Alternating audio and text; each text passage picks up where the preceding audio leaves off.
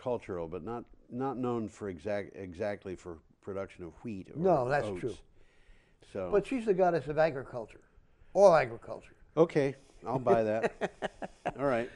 Aggressive clean energy bill would push Illinois to 100% renewables by 2050. Now you're supposed to say, and you'll tell everybody what Illinois is.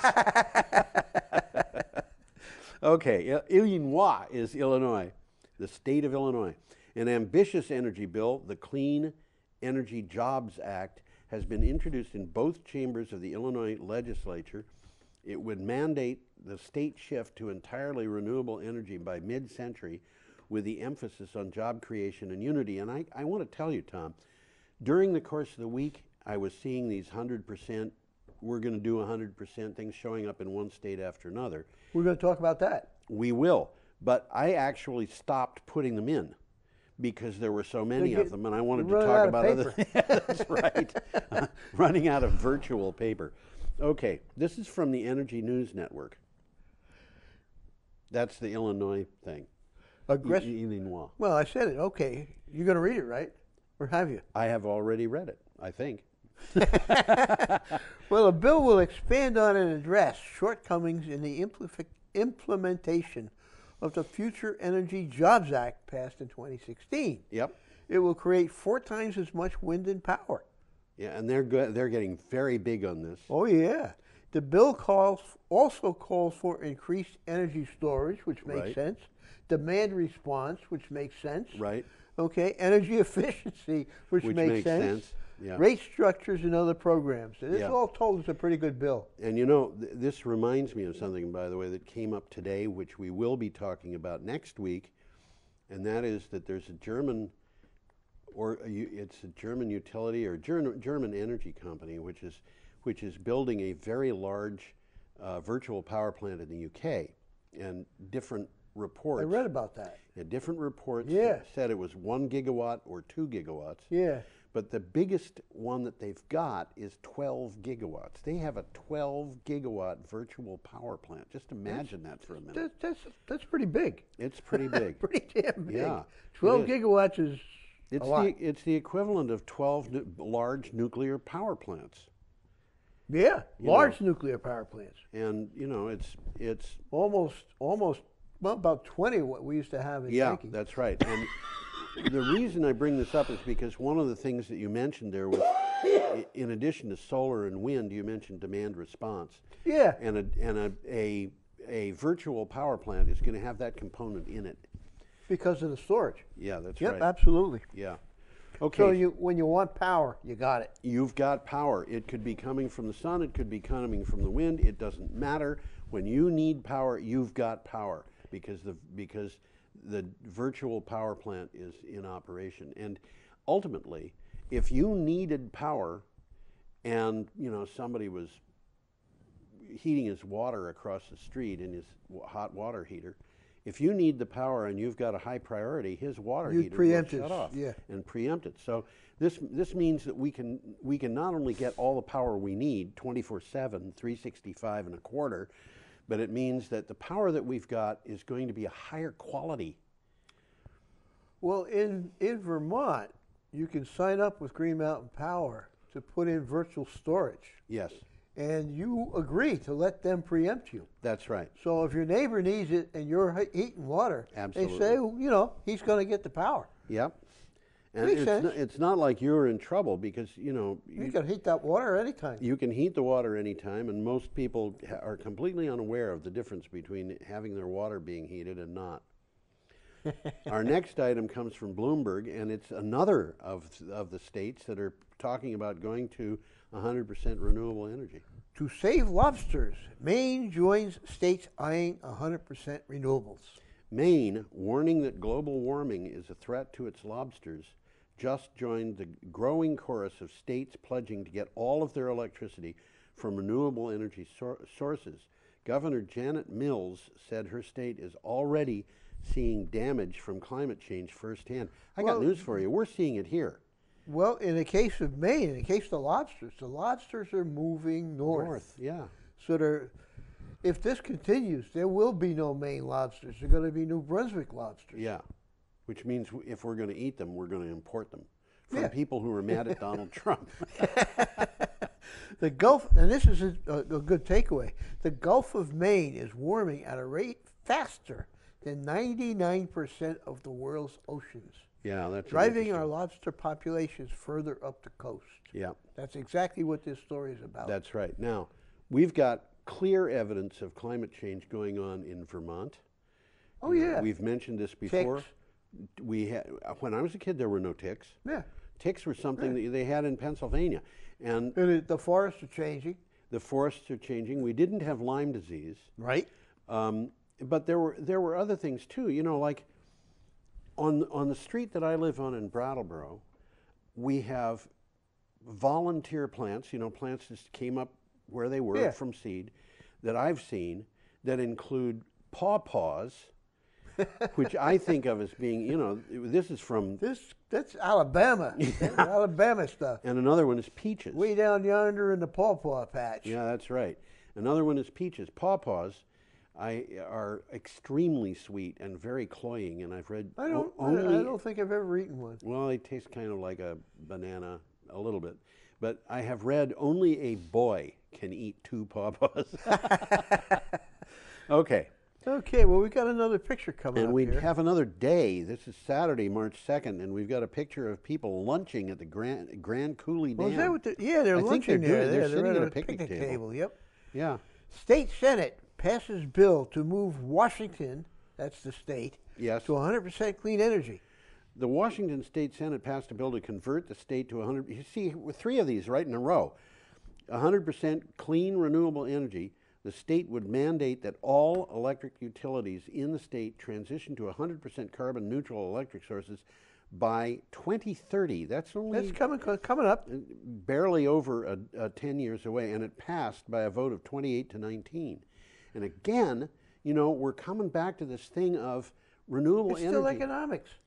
Well, it's not just economics. It's like this old thing that people say of the sun doesn't always shine, the wind doesn't always blow. Darling, is the wind going to blow? I want to watch television, darling, to quote the President of the United States. The wind is, it doesn't matter if the wind is blowing or the sun is shining or whatever. It shouldn't matter. If the system is designed properly, let me point something out, Tom.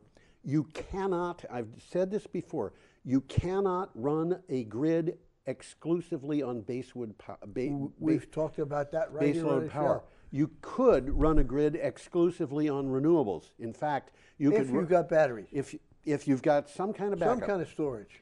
or And the Grand Coulee Dam is a giant battery. it is, you know.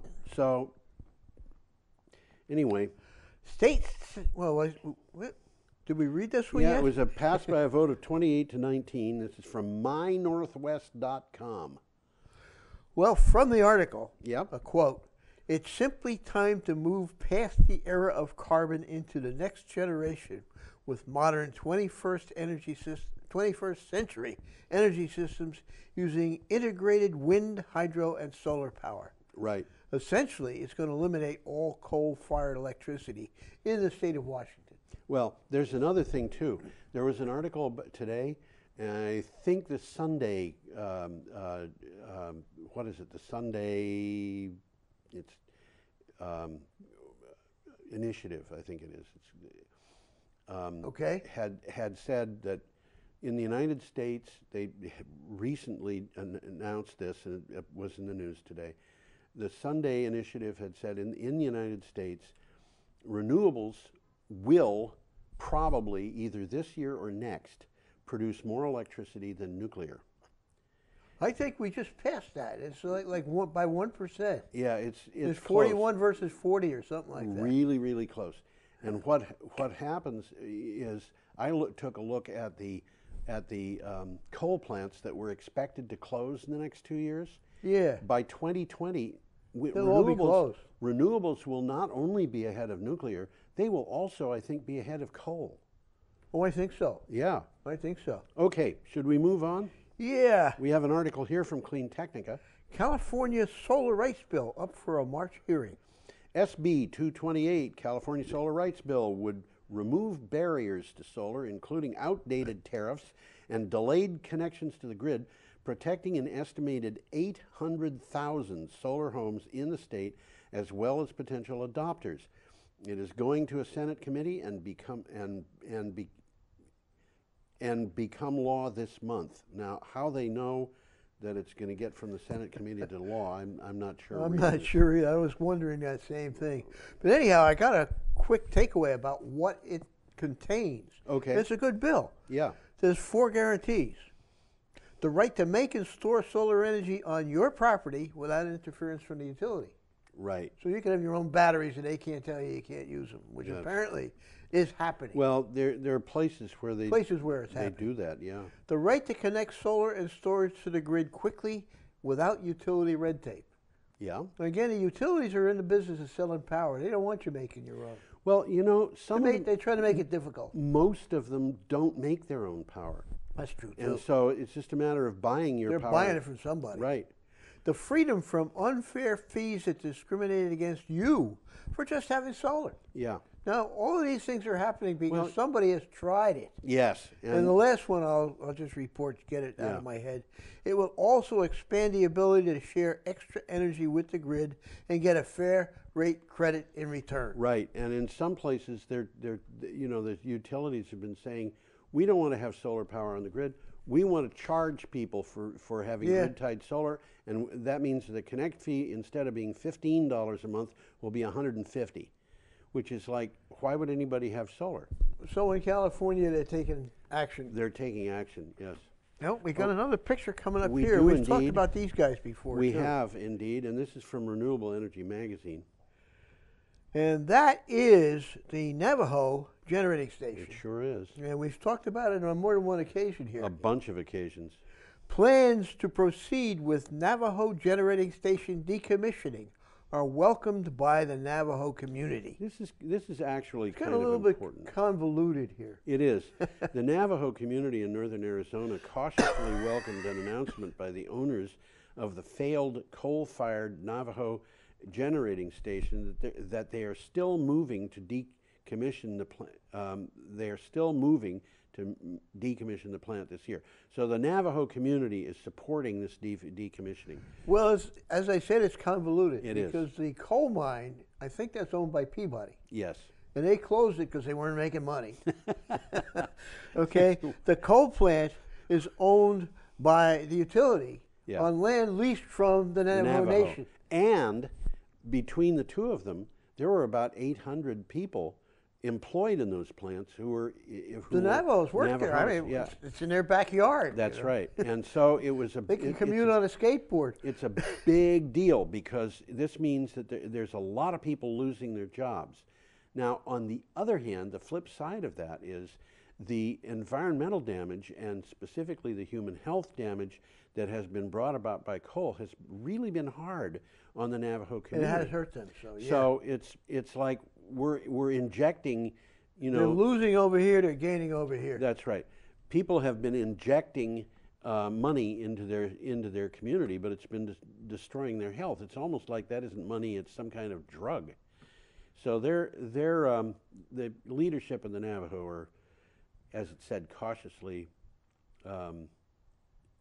welcoming that news. Well, we're up to Sunday. We got an interesting article here. March Very 3rd, interesting article. By the way, when you go to the geoharvey.com, if you want to get to one of these articles, you can click on the calendar there to get. Well, this is a good one because this guy is a very never heard of him before.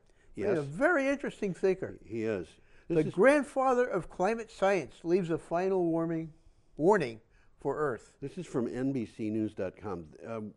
Walter Broker was the man who popularized the term global warming and first described the critical role of the world's oceans in the climate.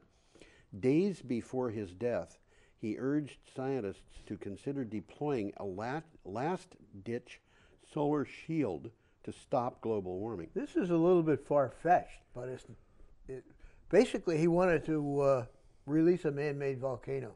Yeah. To provide a shield against global warming. It's been proposed before. Yep. It sounds a little extreme to me, but it might work. Well, there are other things, they talk about putting in this white dust Yeah. and blowing it into the atmosphere. That's another version of the solar shield. Yeah, if they put in a white dust that was made of titanium dioxide, Yeah. it would eat up the atmosphere's methane. Would it really? Yeah, That's not a bad thing. titanium dioxide is Very, very white. It's very, very white. It's in all your toothpaste. It's in your toothpaste. They dust donuts with it. Yeah. This stuff is stuff that we ingest. If you drop your donut and it makes a little puffy cloud, you're going to be breathing it in. It is in toothpaste. It's all over the place, but it happens that it's also a really interesting chemical, and it is a catalyst in the decomposition of hydrocarbons in sunlight. Mm-hmm. So if there's sunlight, this stuff will reflect it into space almost as effectively as ice, and it will. So this sounds far-fetched, but it may not be as weird as it sounds. No, well, the reason why this came up was because there was a volcano in the Philippines that blew Mount up. Pinatubo. Yep. Yep, 1991. Yep, and it drove the world temperature down By a degree. It was noticeable. It was a noticeable change. We could undo the damage that has been done so far in climate change on a temporary basis. Well, he's talking By about blowing up a extreme volcano. solutions, and Yeah, it's he time is. to talk about extreme And, solutions. At least consider that. We're at a point where we have delayed things so badly that we may have to do that. And I know that it's not my favorite thing to do. I would much rather be moving on other things more quickly. And I'm with you there. Do this only as an emergency measure. But it is an emergency measure that we can do, and it would be very effective, and its effect would be very quick. Well, in one of his writings, he said, quote, "Those who own fossil fuel reserves will do everything possible to make sure they are burned." Yeah, they will. And that's business. I would not expect them to do otherwise.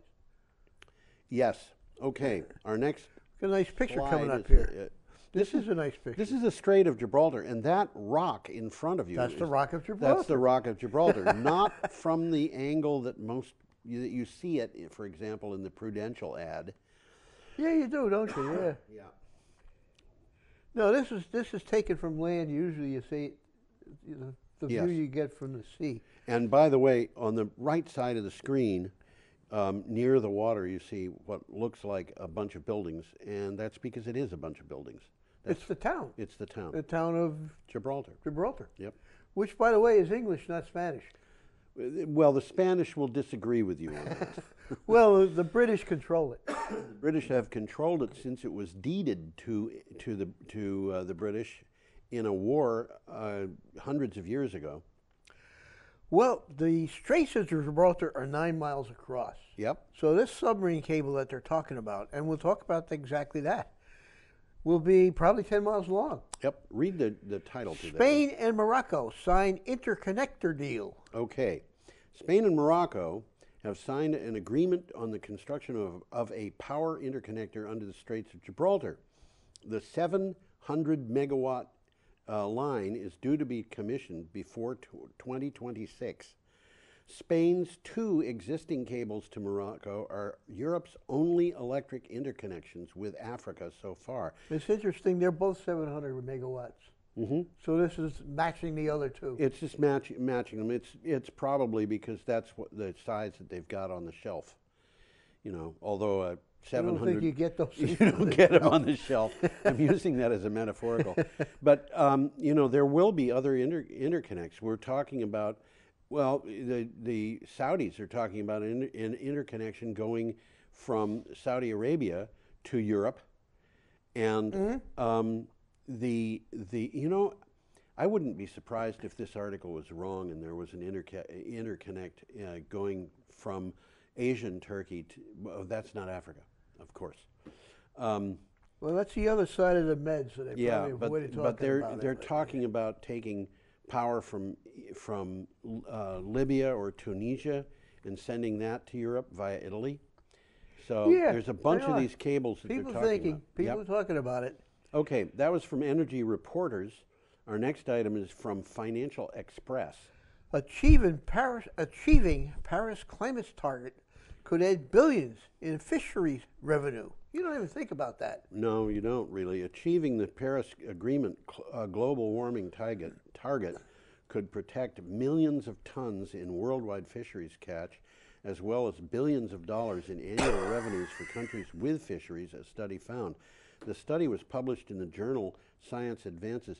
You know, Tom, I see the numbers flying by. They just go by, they go by. They're numbers. They're numbers. And there have been numbers from people who are saying, we can't spend money on dealing with climate change. It'll cost $1 trillion a year. And whether that's true or not, I don't know. But I can tell you, climate change is probably the biggest business opportunity that's ever presented itself. Certainly for some, like the fisheries. Well, the fisheries, but the people who are making and installing solar panels, the people They're doing okay. People who are making and installing wind turbines, the people who are making and installing, well, for example, submarine cables that we were just talking about. Absolutely. Offshore wind, and it just goes on and on and on. And the numbers that I'm seeing that deal with climate change are much, much, much higher than the numbers that would be lost by paying for it. Well, you're looking at a bigger picture. Yes. They're basically looking at the oil companies. Yes. Yeah, we are. We're very important. And you know, years ago, somebody said to me, big wind. And I thought to myself, who is big wind? And I decided to look it up, and I found that the wind industry had never, and it's still to this day, has never manufactured more than $100 billion worth of wind turbines in any given year. That's all, makes all models worldwide. Now, $100 billion sounds like a lot. Sounds like a lot of money. So I said, is it? And I went to find out what companies made $100 billion worth of business a year. And I found this being 2015. Only 2 or 3 companies. No, 63. Is it really? Yes. So there's a bunch of small manufacturers. No, these aren't wind companies. These are all companies of all types. Okay. So misunderstood you. Yeah, 63 companies, each of which by itself was bigger than the entire wind turbine industry worldwide. And who are these companies? Well, Koch Industries was one. And 21 of them were, out of the 63, exactly a third, were in the oil and gas sectors. So they're making money anyhow. They're making huge amounts of money, but they're threatened by wind turbines. Yeah. The wind turbines versus the fossil fuels, you're talking about a real David versus Goliath enterprise here, where you're talking about something very small, which is very threatening to a very big group of businesses that will probably, some of them, want to put it out of business. And we've got to get rid of the products that those 22 companies, including Koch Industries, are selling, because they're destroying our environment and our climate. Well, basically that's what this show's about. Yep. Interestingly, there aren't 22 anymore. Okay. There's only about 10, because the other ones, their incomes went down below $100 billion. And Koch Industries isn't on the list. Well, that's because everything's private. They don't, they're not publicly they're not public, traded. but their information on what their revenues are has to be public, because they pay taxes. They pay, well, we don't know what they pay. They probably don't pay any. Yeah. Okay. We got a picture coming up We here. do indeed, and we're up to the 4th of March, which is a Monday, and there is an offshore wind farm. Picture. And that picture is, I think, taken from a piece of property owned by Donald Trump. I might be wrong. That's interesting. Well, that's what